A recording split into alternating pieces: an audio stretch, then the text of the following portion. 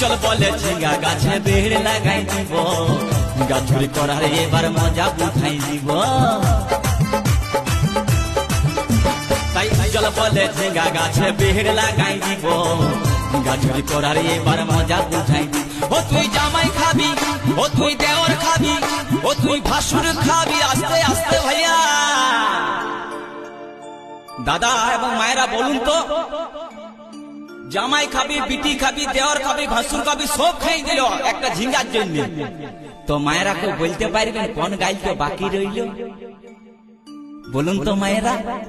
ও তুই ভাতারে খাবি, হরি বল হরি বল।